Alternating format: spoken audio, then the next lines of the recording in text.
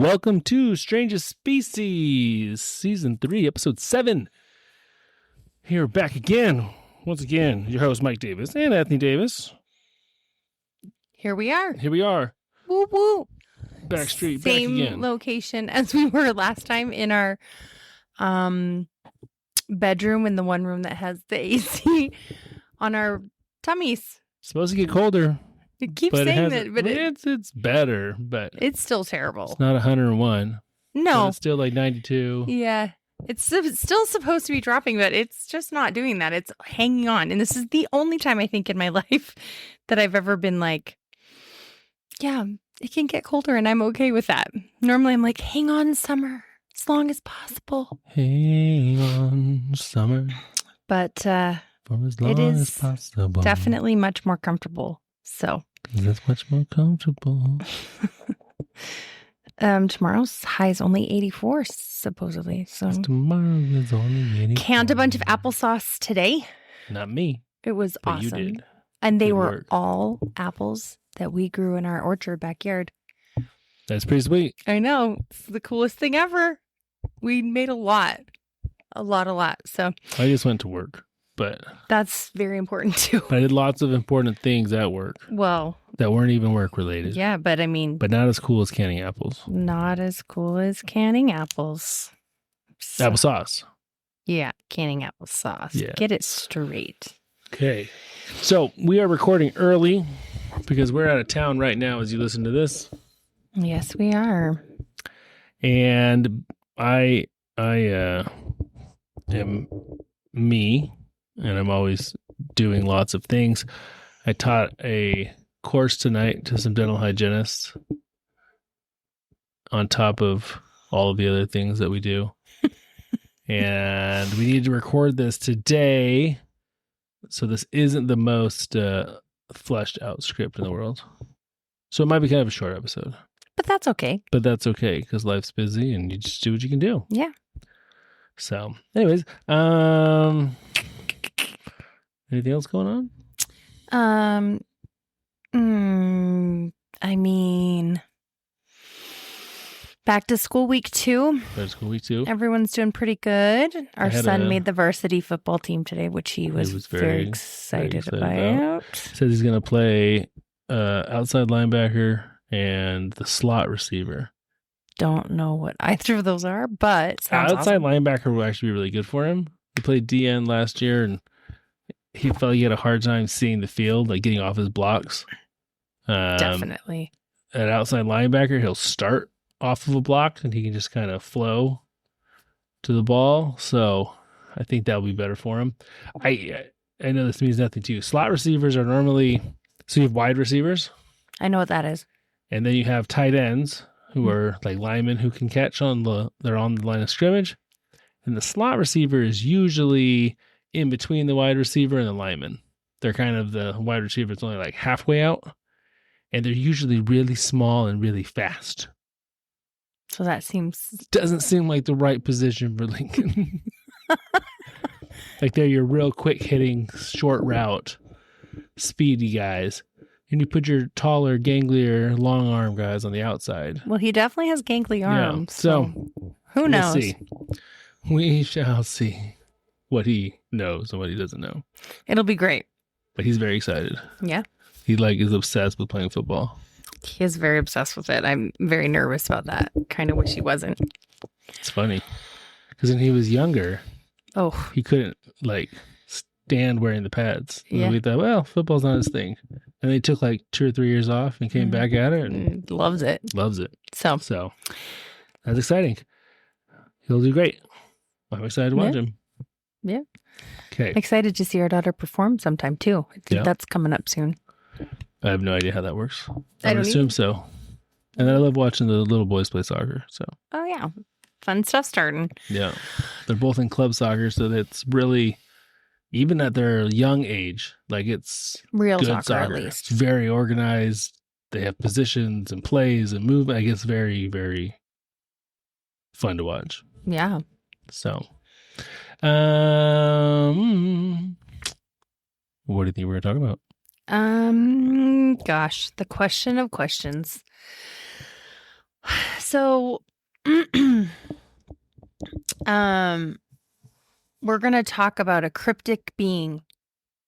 Kind of. Ooh. Not cryptic, cryptid. Cryptid. I have no idea. Yes. Cryptid. That's what I was thinking. We're going to talk about a cryptid being. He's reading some rom-com right now about the Loch Ness Monster. I mean, it's not about it, but anyway. It's about the Loch Ness Monster finding love.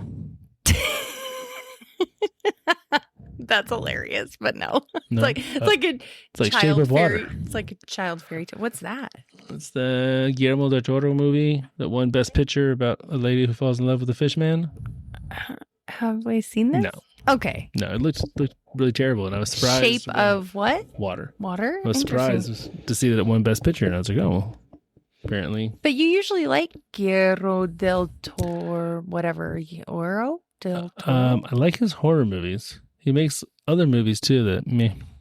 Oh, I see. Only like his scary movies. Like The Orphanage is great. Yeah, I did not like it. It just like ripped at my heart. I can't. I don't know. I'm not good. You really didn't like Pan's Labyrinth. Oof. No. Mm-mm. Nope. Just And you've never seen The Devil's Backbone. probably don't want to, right? Probably not. I'm trying to think of other ones. Yeah. He was going to do a live action, like, scary Pinocchio. Oof. Like the actual. Yeah, that'd be But I terrifying. don't think it ever happened. Well, that's unfortunate. But that one movie the kids like, it's like Transformers, but not. Monsters come out of the water and they wear like suits to fight them. I got it at a thrift store, and then they watched it a bunch the summer before on DVD. I don't know. Anyways, he did that one. Yeah, interesting. Yeah. Yeah, I don't know. Anyway. Anyways, we're not going to talk about any kind of cryptids or, but we're going to talk about a monster. Is like Bigfoot considered a cryptid? Bigfoot, Loch Ness Monster, Chupacabra, Skinwalkers, Yeti. That's kind of Bigfooty. Okay. Mothman, Wendigo. You know way more. Okay, you can stop. I was done at like the first three, and then after that, I was like, I don't know what he's talking about. Yeah, sorry. So, Yeah. but I thought there was the Ogopogo. Ogopogo. The Lake Champlain monster. Lake Champlain. Champlain in New York. I think it's in New York. What's it called? Lake Champlain. Oh, like that's the name of the monster? Yeah, it's a boring or you one. just couldn't think of No, I think that's what they call him. Wally, the Wallawa monster. Is that for real? Yeah, man, I got that sticker on my water bottle. Okay. I think people like to just make up stuff. If you have a lake, then you have to have a serpent-looking monster in it. Yeah? You have to? What about a river? You can have a river monster, I guess. Yeah? Why not? I don't know. I'm just curious. I mean, you don't just make these things up. It's just when you I find feel like a monster. the ocean is a better place for these kind of monsters. I mean, potential, right? Yeah, well, they're probably really out there, so. Yeah, that's what I mean. So that, like, it's actually could not be. Is cryptid meaning fake? Cryptid, they're all fake. That's not what it means, but yeah. So, like, a real monster wouldn't be considered cryptid. No. Okay. I think I'm understanding the definition. Yeah. Like a... Folklore? Yeah, like a folklore monster that people believe in. But, like, vampires aren't cryptid. No. No. Okay, this is I wouldn't deep. put, like, vampires or werewolves. Or any of that. Zombies or... into that term. Yeah. Okay, I think I'm getting I think people generally across the board agree those don't exist. I don't know if you'd put... I don't think you'd put Alien in the cryptid family, but it's definitely like its own category that's in the same circus tent. Same what? Circus tent. Circus tent. Speaking of circus tents, Lincoln and I watched Killer Clowns from Outer Space the other night. I don't know where he learned about it. He wanted to watch it for the longest time, and I'd never seen it, but I knew it had like a cult following of being terrible, and that it was. Gosh, I can't even wait. That it was terrible. That it was. Okay. Like one of those ones so bad it's funny. Yeah. And I don't know if they made it that way on purpose. I don't know. But it was pretty ridiculous. It's very ridiculous. So I was right or I wasn't right? No cryptids, but we are going to talk about what I would deem a monster, but it's very much real. And they're the national bird of your home country. The national bird of my home country. Mm-hmm. What is my country's bird?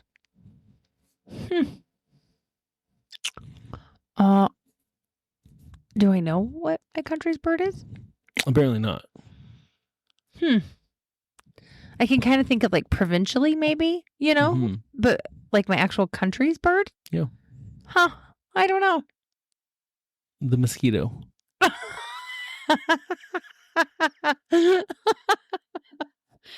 Oh, that is not a bird. It is in Canada. They're like the same size. It's like a sparrow. Like a hummingbird. Oh my gosh. You're so full of crap. Okay.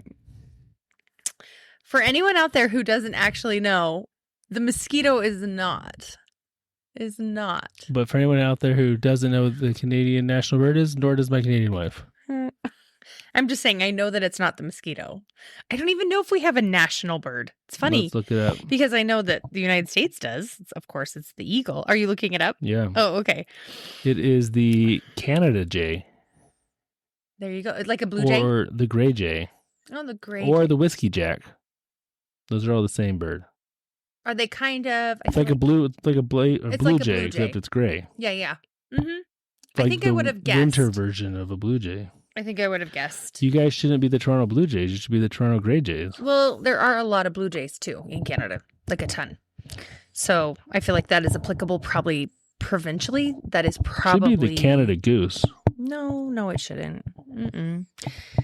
The whiskey jay or the gray jay is the Canada bird. Sorry, making a noise. You're making a noise. I can hear it in my ear.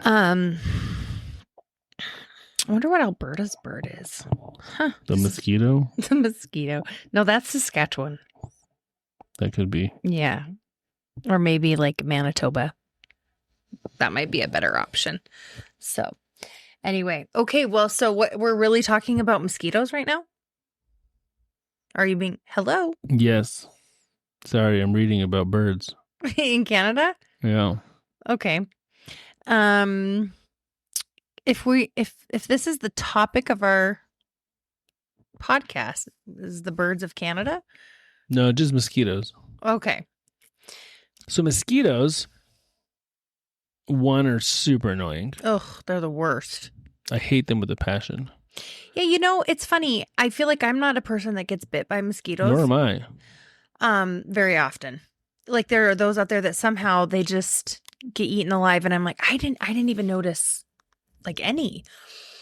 But when there are mosquitoes and they are everywhere, you cannot enjoy yourself. I remember going to scout camp at Camp Coles when I was 12 years old. And I was a tenderfoot scout. Tenderfoot, so cute. Yeah. And I shared a tent with Kyle Hill, an old Army canvas style tent. Cool. And I slept pretty much naked, like in my boxers, on top of my sleeping bag. Why? And because it's hot. Oh. And had no real mosquito issues. And he slept like long johns in the side of a bag and just got eaten alive. See, it makes no sense. Yeah, you never know. But it's like, did he get eaten alive before he went to bed? Yeah, I don't know. I mean, but when they are, like, I remember at Camp Piney, terrible.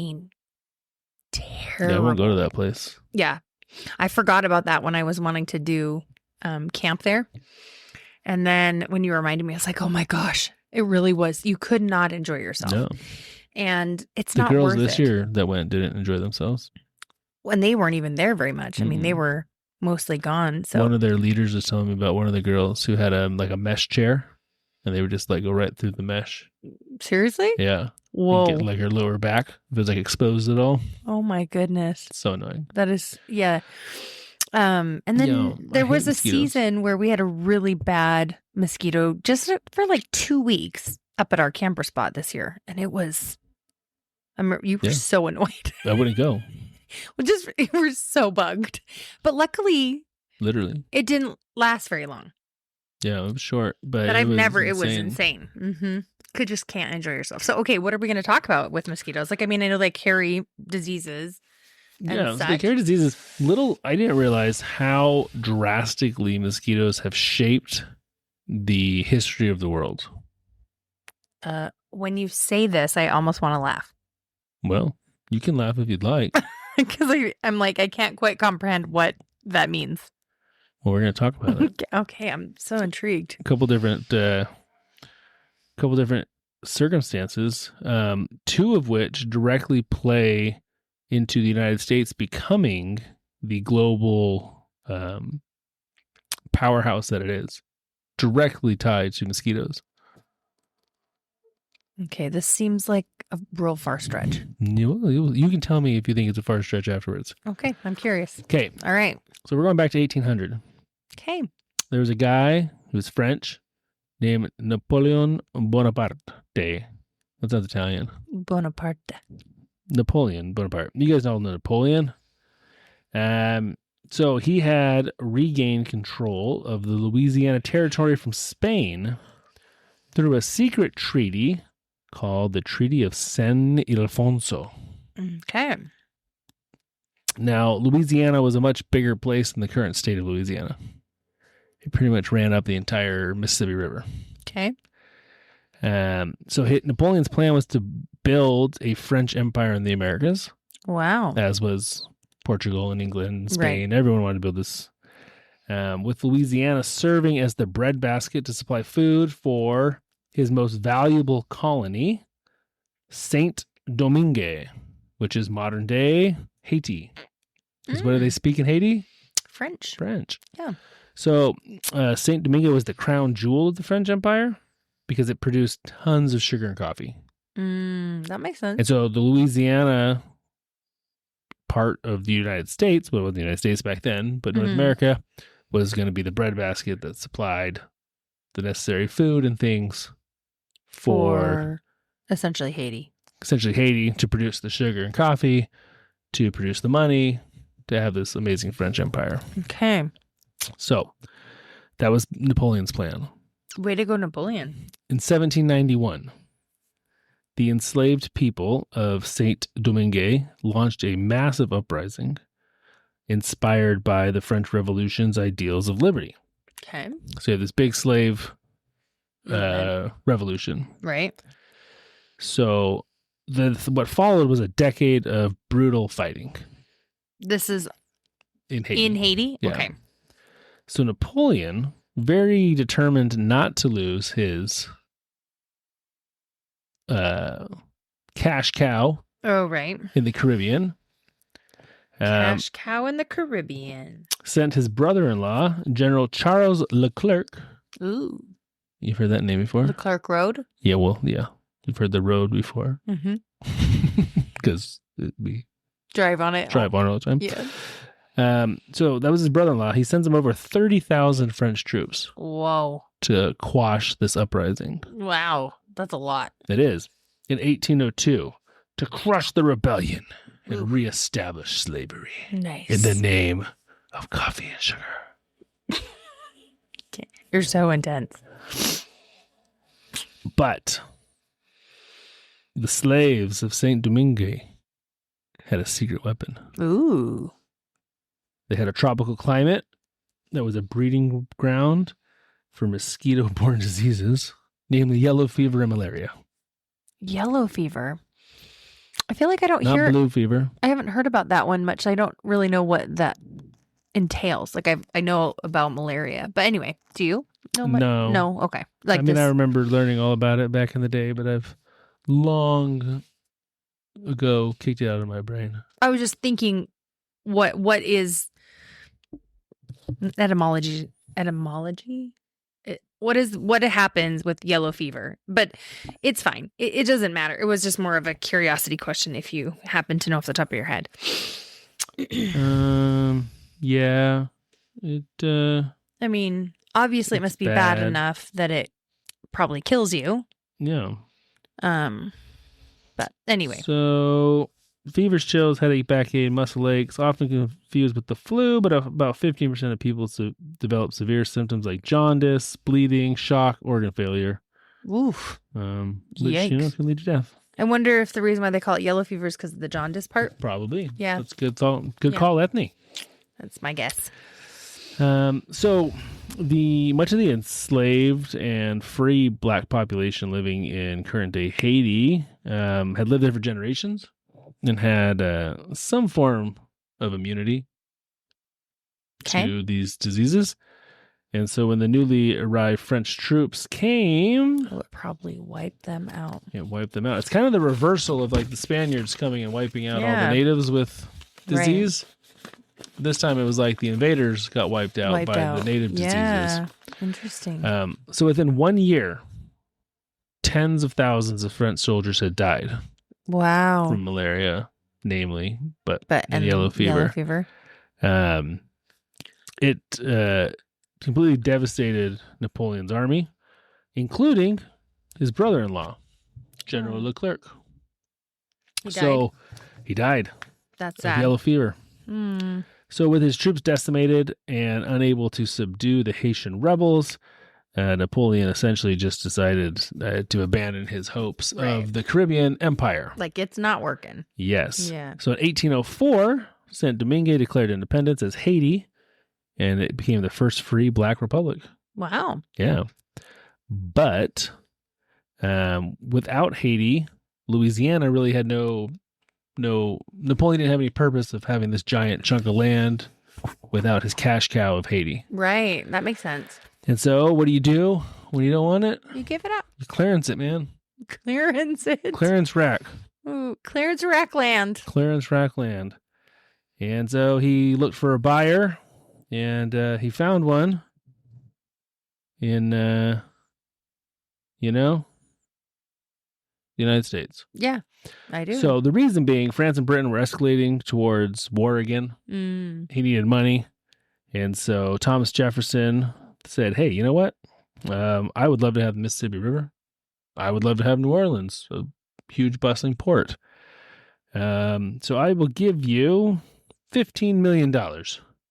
That's the clearance price? That's the clearance price. 4 cents an acre. Whoa. Yeah. 828,000 acres or square miles. And he bit? Yeah. Wow. It's quite the offer. Yeah. I wish I could get something for 4 cents it literally per square mile. More than doubled the United States. Yeah. That's crazy. Yeah. We have a similar deal with the Russians in buying Alaska. Really? Yeah. We bought it for Buco nothing. Buco nothing? Yeah. And why did Russia want to get rid of it? I don't know. It's not part of the story. Again, more just a general question if you happen to know. Because I didn't even know that was, I don't even know. So. Okay. Yeah, so anyways, without mosquitoes killing Napoleon's army, there's a good chance they would have quashed the rebellion. Like the whole world would have established. Yeah, you have this giant France running through the middle of North America. Okay, well, I like mosquitoes a little bit more now. Think of all the French pastries that would be over here. Causing us temptation. Yeah. Okay. So because of it, we have the birth of Haiti and doubling the size of the United States. Right. That's legit. Because mosquitoes take the crap out of the French army. So how do people who live there build up immunity? It's like you just over time exposure, or how does that work? Evolution. I understand all that, but yeah, someone has either a gene mutation or something in their genes that makes it. And, those who don't have it die, those who have it pass it on. And over time, passing it becomes more prevalent. Yeah, that makes sense. Yeah. It just sort of happens, huh? Mm-hmm. It doesn't even have to be necessarily you're immune to it, but just various factors that make you, less susceptible, or the symptoms aren't as bad, or you don't get the organ failure part of it, or whatever it might be. Right. Cool. Yeah. So see? So is this still a thing in Haiti, though? Like yellow fever and malaria? We'll get there. We'll talk some about that. Okay. All right. Probably. But not like it was in the 1800s. Not like rampant or whatever. Yeah. So. Is there a vaccine you can get? They're definitely. I honestly don't know. Okay. There is for malaria. Yeah, there is. They always make sure if you're traveling to a place that has that, you. Yeah, actually, I'm something. sure there. Yes, there is one for yellow fever as well. Okay. Because one of the people that's going to Haiti? Nope, Brazil. Oh. That's the last one she needs is her yellow fever vaccine. Vaccine. Gotcha. And I keep getting emails about it. Gotcha. Let's go to another part of the world. Okay. Where history is drastically shaped by mosquitoes. Okay. Interestingly enough, also the French and the United States. Oh, really? Yeah. So all the way back to the 1500s, lots of different explorers, lots of different empires wanted to cut a passage through Central America to connect the Atlantic and the Pacific Oceans. Literally, like, cut into the land? Correct. That seems Like absolutely redunculous. A river or a connection of some sort. How would you do that? Well, it exists today. But it was a man-made thing? Mm-hmm. Oh, the Panama Canal. Panama Canal. Mm-hmm. So in the late 1800s, France had just finished building the Suez Canal in Egypt. Okay. And they had their sights on Panama. Moving over there. So in 1881, a French engineer by the name of something French launched the project. By the name of something French? Yeah. You didn't want to try to... Ferdinand de Lesseps. Le Poisson. Les poissons. Les poissons. First, you'll cut off their heads and you... serve out their bones and you... It don't hurt because you're dead. That's all I remember. I love that movie. It's Okay. hot in my big silver pot. Whatever. Okay. So De Lesseps thought Panama would be just as easy as the Suez. Okay. You just got to dig a big ditch. So I wonder the size difference between the Suez and the Panama. But anyway. No sé. But But the geography was quite different. yeah. When he got to Panama, little do you know, mosquitoes don't per se like the desert of Egypt. That makes sense. I don't think many things like... But they love the dense jungles, mountains, and heavy rainfall of Panama. Mm-hmm. And much like Napoleon's army, the workers were just not quite ready for all the mosquitoes. All the mosquitoes and the yellow fever and malaria. Is it the same too? It is the same too. Yeah. We got estimates of 20 to 25,000 deaths. Whoa. From malaria and yellow fever. That is of workers terrible. Trying to build the canal. Like entire camps were just utterly abandoned. So it's literally just one person is infected with it. The mosquito bites you, flies to another person, bites another person, and somehow transmits it? I don't think it's transmitted person to person. I think it's transmitted from mosquito to person, but that mosquito could probably transmit it to multiple people. I don't think he has to. But the mosquito would have to have. I don't think blood. he has to withdraw it from you to give it to me. I think he's carrying it himself and can give it to both of us. So it's not the infected blood from a person he's already bit that's giving it to you? I don't believe so. So it literally on his little feeties or what? On his little pokey? No, it's got to be something inside of... But I'm not a malaria expert. No. I'm thinking of weird stuff, but I'm thinking, you know how like if you have a mosquito that's sucking your blood and you smack it. Mm-hmm. And then the blood... So it's caused by a single cell eukaryote of the genus Plasmodium. The mosquito bite introduced the parasites of the mosquito's saliva into the blood. So it's a parasite living in the mosquito's saliva. Literally, it has nothing to do with the blood that they're sucking. No, but then they'll travel to your liver where they mature and reproduce. Interesting. Okay. Mm-hmm. Isn't that funny? My whole life, I think I had thought that it was like you got it from an infected mosquito with someone's infected blood. Somehow. No, yeah, the mosquito is the issue. Is that for both malaria and yellow fever? I don't know. Interesting. Okay, cool. Sorry. But anyways, there were so many deaths in the Panama Canal. That you were saying they were just like abandoned camps, right? And like widespread panic ensued across Europe. Oh, Like, they were yeah. terrified to go to the Americas. Yeah. Or to Panama, at least. I guess it's Panama, because it was like certain death. Basically. I mean, yeah. That's terrifying. Yeah. So in 1889, guess what the French did? They left. Yeah, they stopped building the Panama Canal. Yeah. They had lots of good ideas. They tried New Orleans. Yeah. They tried Panama Canal. Mhm.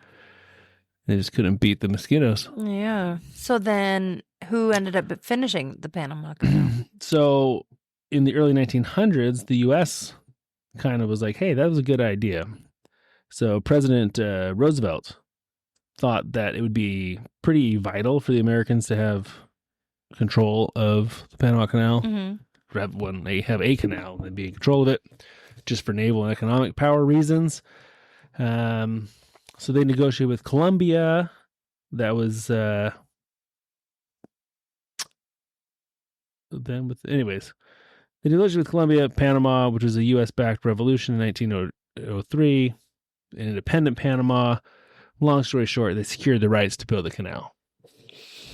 So the United States was able to finish building it? Well, they had the rights to build it. They ran into the same problem as the French when they got down there. With the mosquitoes? With the mosquitoes. Now you have to remember, science was just kind of barely understanding how disease was transmitted at this time. Mhm. Like, they didn't understand that the mosquitoes were the problem. So they literally had no idea. When you went there, they had no idea what was causing it. Yeah. That's I'm not sure if they That's even more comprehended scary. or not, but they, Right. Like they're like they you definitely go did there not understand. and you have no idea Most how. people still believed in the miasma theory, which is that bad air caused sickness. Yeah. And so, And in some ways, I mean, right. And so it did fuel are these airborne. fears of going to Panama, because you're just breathing in the air, you die. you die. Right. But there was actually research by a Cuban doctor and a U.S. Army doctor that showed that it was mosquitoes that carried yellow fever. And so the U.S. put a physician in charge of creating a sanitation program for the canal project. How do you sanitize? Like, what That's does that great. look like? So they started by draining all standing water. Oh. Because that's where, Yeah. mosquitoes Reproduce. and Yeah. nest. They oiled ponds and puddles to kill larvae. Like an oil spill, kind of. Probably. I mean, probably not like that thick of oil, but some kind of oil that would Interesting. coat the surface so that they couldn't. Do it with. They put screens up on windows. Sure. Shocking.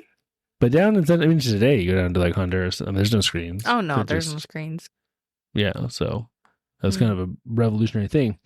They quarantined hospitals and they fumigated the crap out of buildings, which probably caused a lot of cancer down the road. Yeah. I was thinking the same thing. But so when you say quarantined hospitals, you mean like when someone got Mhm. sick? So is it an airborne? Like if you had it and I was near you, I could get it from you? No, I don't think so. So I don't know in which way they would quarantine, unless they had. Well, maybe I still don't understand. Sorry, entirely. But that was one of the things they put into place. Okay. But they mobilized thousands of workers just in killing mosquitoes. Like, that was full time. So are they wearing like apiarius suits while they're trying to get rid the area of? Hopefully, or Well, at least long sleeves. Well, but that doesn't even do it. I mean, they're little. They can get you. They get you, man. So that this was in is- 1904. By Yeah. 1906, yellow fever was completely eradicated from the canal zone. What? No, That's legit. it was legit. Okay, what about malaria? Well, maybe down there it seems like yellow fever was worse. Was worse in that area? Okay. So prior to that time, there was a death rate of almost 12 workers per 1,000. And then by 1906, it dropped to just over 1 per 1,000. Wow. So That's pretty amazing. yeah. And so then they could focus on, building the locks and cutting the dam or the rocks and building the dam. This is crazy. And they built it. So the canal opened 10 years later in 1914. And that was just as World War I began. And it totally transformed global trade because now you could travel between oceans in days rather than months. And they never would have been able to do it if they couldn't conquer mosquitoes. And the French would have been the ones in control of it. And again, they've been able to conquer mosquitoes. Wow. Crazy. Well, that's... But they didn't. And the U.S. snuck in and took it again. No wonder the French don't like us. Yeah. Or you guys. Us. I mean, I'm like Canadian. Either. Yeah. I don't know if they like us either. So it's fine. So see, those are two massive ways that the world has been drastically altered by mosquitoes. That's huge. Yeah. I know.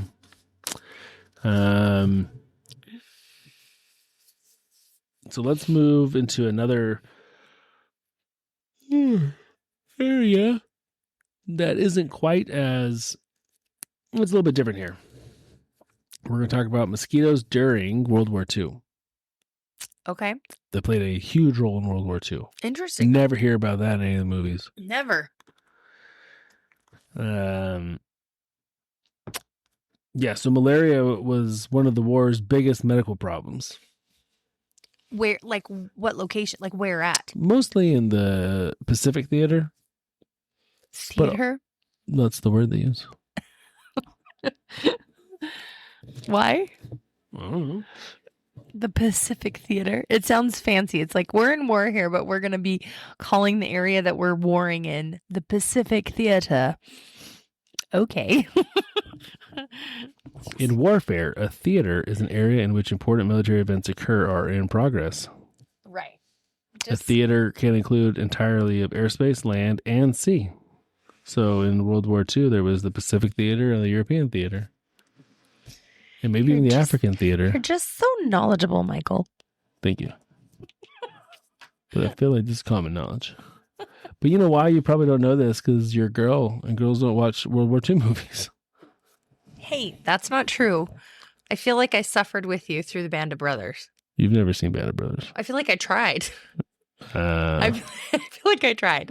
I don't think that's true. Band of Brothers is so amazing. There's no way you could start it and not watch it. I feel like I tried.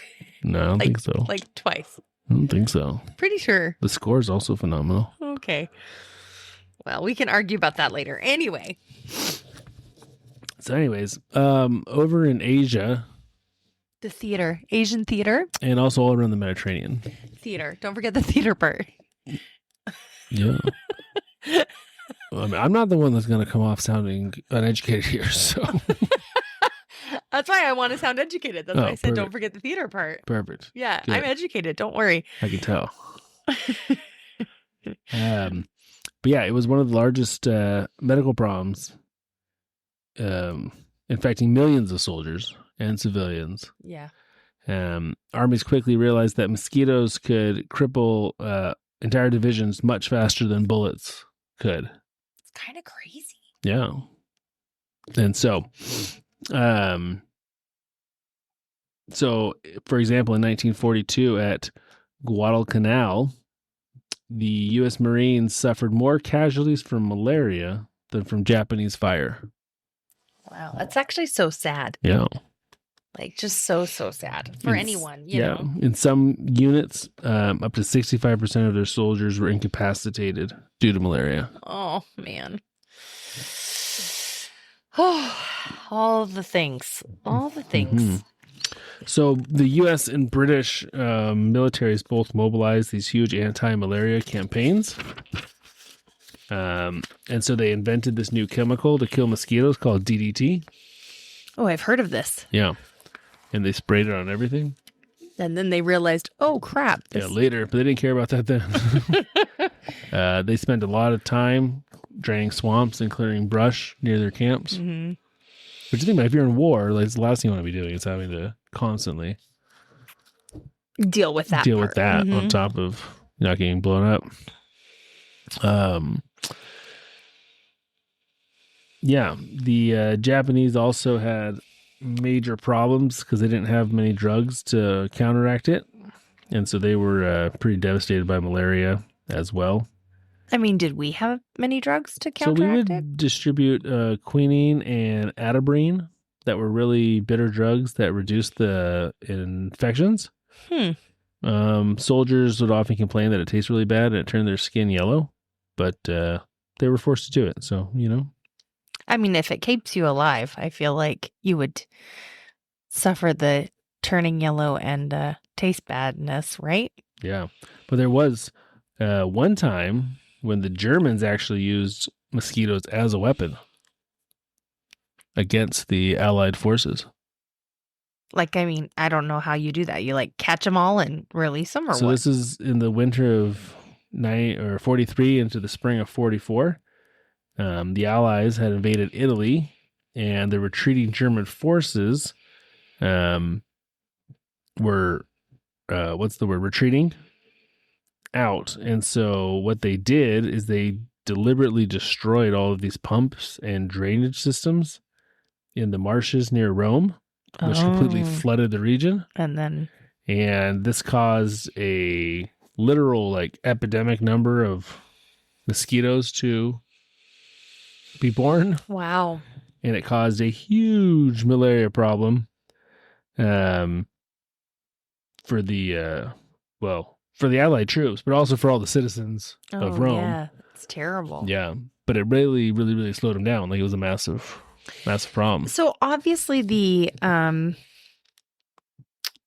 life cycle of a mosquito must be fairly fast, Yeah, right? I would assume it's like, because if they stop the pumping, right, and then they fill these back up, you'd think that it wouldn't affect anything until later because they have to lay the egg has to hatch, but obviously that process isn't that long, unless the time frame is just seeming as though it's fast, but really it was 6 months later, and that's when it really caused the problem. So weird. So interesting how so they go through the male mosquito's lifespan is about a week, and the female is about a month from being born to dying, going through all 4 stages of.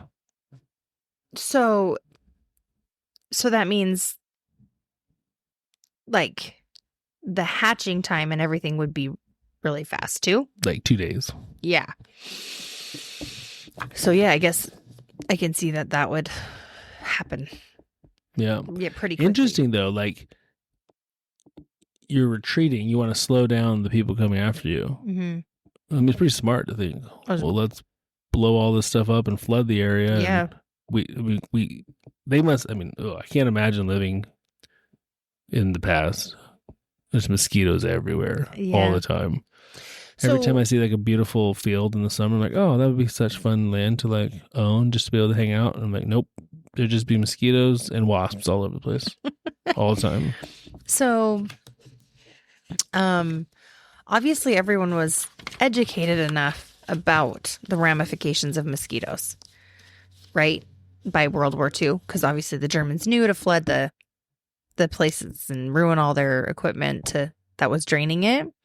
But the question is, why is it so under control now? Is it less mosquitoes because there's more, chemicals available to prevent them? Is there more things that people do to put in the water originally to make them not? Or is it just vaccines? People are immune now, but they don't, you know what I mean?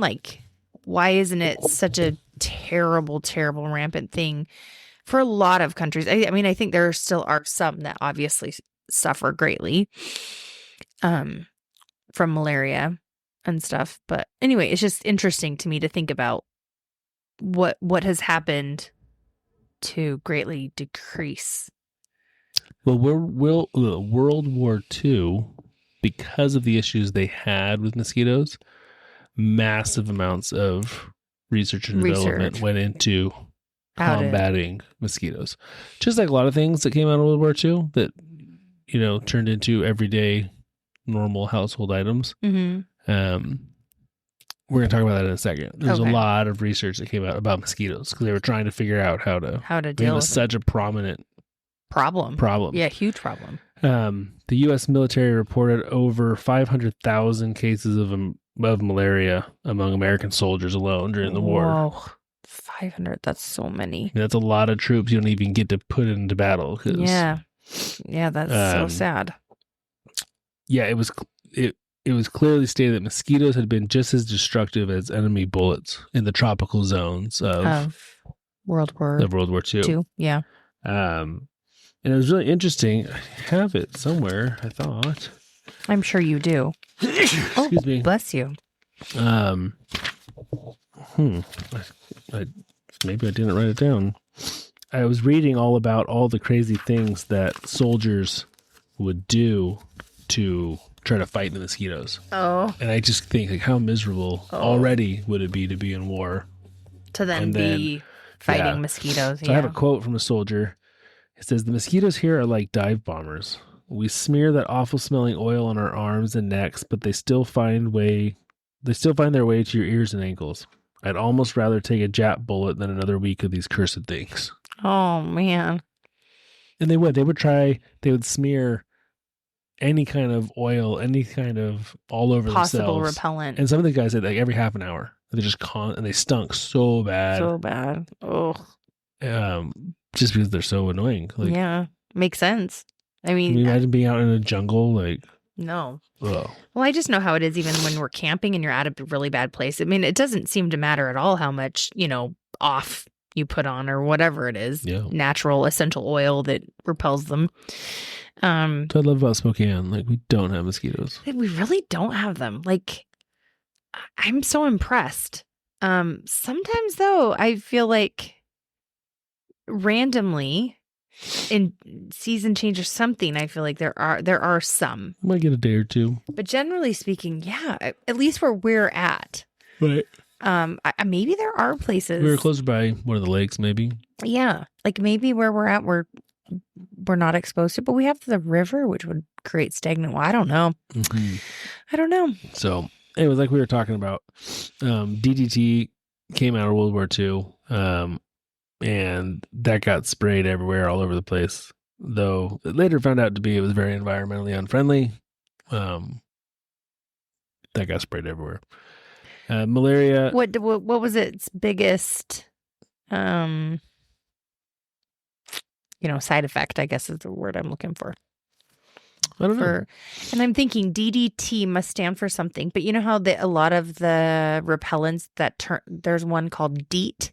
Mm-hmm. Do you think it comes from that DDT acronym that first originally came out? I don't believe so. We're going to talk about DEET in a second. Oh, we are? So DDT is dichloroDiphenyltrichloroethene.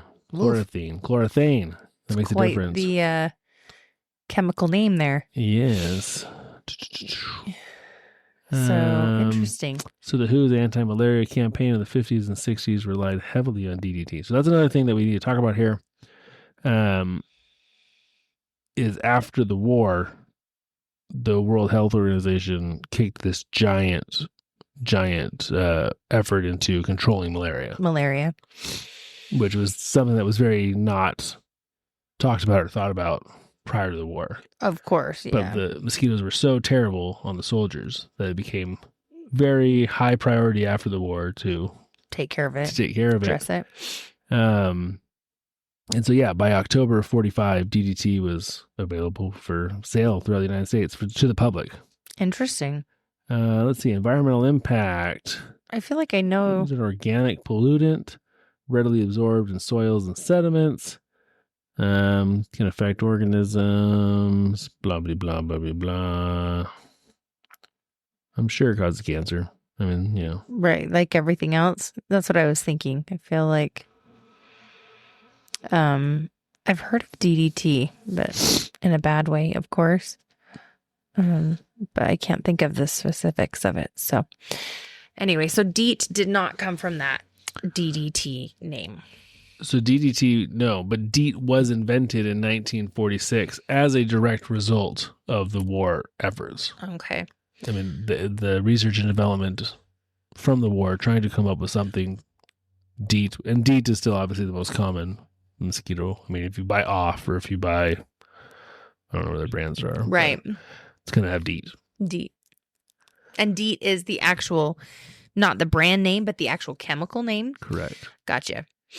I do feel that there is an essential oil that DEET is N-diethyl metatoluamide. Oh, interesting. That my dad uses that actually does a pretty dang good job. I can't think of the name of it right now. But it has that same similar smell. Yeah. Just that weird smell of the repellent, you spray on yourself. True. Anyway, okay. So, yeah. I mean, it definitely... Did it change the tide of the war? Probably not. Did it drastically affect all who participated in the war? Absolutely. Absolutely. Yeah. So now why is it different now? Well, we don't fight like that anymore, for one. I just mean, though, like, why aren't people still dying in huge numbers because of mosquitoes? Vaccines. That's 100% the reason. So there's still as many mosquitoes out there. It's not like we've had this huge way of eradicating them in some way. I mean, we've definitely... I'm sure there are very large efforts to diminish mosquito populations. I mean, people bring in bats. There's all sorts of things they've done. People do. But mosquitoes are going to mosquito, man. They're going to mosquito. Yeah, for sure. So last thing we're going to talk about real quick. Mm-hmm. If all of a sudden we're not here anymore, it's because my batteries died in our recorder. I think we'll be fine. But if not, just know we'll be back in 2 weeks. Yes, we will. We're going to talk about the world's most perfect breeding ground for mosquitoes. Okay. I like this. Isn't it just stagnant water, though? It is stagnant water. Yeah. So this is a place that has a lot of stagnant water. Okay. And ranks pretty much the worst of mosquito habitats on Earth. On Earth. With over 30 different species of mosquitoes to choose from. Didn't even know there was that many species. The great land of Alaska. Oh. And that's why Russia sold it to us for so cheap. Are you being serious, though? No, I am not. Oh. Because I was thinking, I think it's too cold there for their larvae to really enjoy life, right? You would be wrong. They are hellishly populated by mosquitoes. Okay, so they are terrible. Yeah. So what makes it so bad? Well, what makes it so bad is the endless tundra pools, bogs, and meltwater ponds from the thawing permafrost. Mm-hmm. Having summer days with absolutely no nighttime. Oh, yeah. They would just party. They party all the time because they have extended feeding and breeding time. But then again, for me, I would think, okay, these winters will kill them off so bad. And they're only hard. really, really bad June and July. June and July. I mean, they're bad. Winters probably aren't bad at all. Well, but I mean, usually they say, how the winter is affects like how they are the next spring too, like killing off more larvae or whatever, I don't know all the details, but a lot of people... You're not a mosquitologist? No, correlate, how bad or how cold or different temperature fluctuations on the mosquito population for that spring. But you'd think that Alaska would always just annihilate every, larva that was ever there. And then they'd have to start all over again, in the spring. So it wouldn't be so bad. But then I guess once they got going and they only have a 2-day reproductive cycle and they live, then, I mean, maybe no matter what you do, they're just going to thrive. It's true. Another thing that helps up there is there are very, very few natural predators of the mosquito. Oh, I never really thought about that. So what is like their main predator? I would assume bats. Yeah. And there's not very many bats in Alaska, huh? I don't think bats like Alaska. I'd never really contemplated this before. I wonder, just they don't like the cold? Yeah, that would be my guess. So anyways, as the snow melts in Alaska, you have literal, not figurative, literal billions of mosquitoes that hatch simultaneously. Oh my gosh. Creating clouds so dense that it looks like smoke. Is this like only in uninhabited areas? Well, they're uninhabited because nobody wants to be there. No, but I mean, like, it's not like, the coastline, and then there's like the main city, Anchorage, is like more center, but like the coastline is the majority of all the people, right? So is this mostly inland, mostly like very lightly populated places? Or is this like just anywhere? I don't know the answer to that. Okay, because this sounds horrendous. I mean, it's really bad in the summertime. Wow. Everywhere in Alaska, I think. That's so terrible. Yeah. So it actually has a very large effect on the animals in Alaska. Ooh, I bet. Sometimes you will find caribou herds literally, they've been filmed running for miles to escape mosquitoes. And they will abandon really good feeding grounds because there's just too many mosquitoes. So are animals susceptible to diseases like yellow fever and malaria as well that will just annihilate them?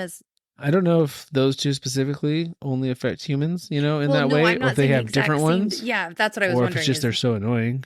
Different diseases that would kill them. But they can draw, like these swarms get so thick, they can draw so much blood out of a caribou that it can kill them. Seriously? Yeah. I mean, it doesn't directly kill them, but they lose so much weight and become so weak that... That's disgusting. Or they get weak and they get separated from the herd and they get picked off by wolves super easily. Oh my gosh, this is disgusting. Yeah, it is. So yeah, mosquitoes can reduce feeding time for caribou by 40% or more, which becomes a major issue for the caribou. It really is the last frontier. Yeah. Yeah. This is really gross.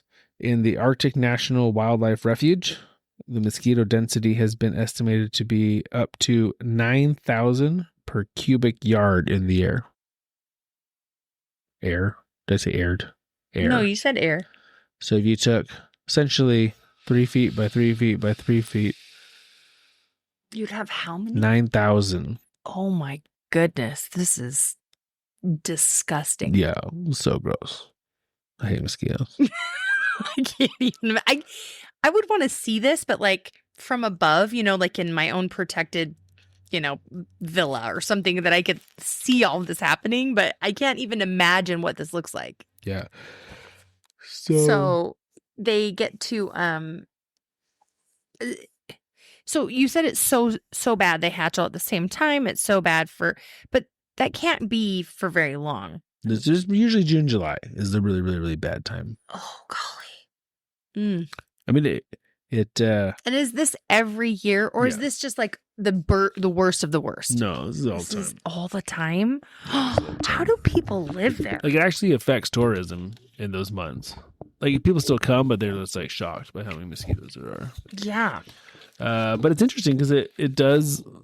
I mean, it directly affects the migration patterns of caribou. Literally, it has directly affected human settlements in the past. Oh yeah. You might have a great fishing ground or something, but people just will not build there because the mosquitoes are so bad. So bad. So they move over to the less great area. Yeah.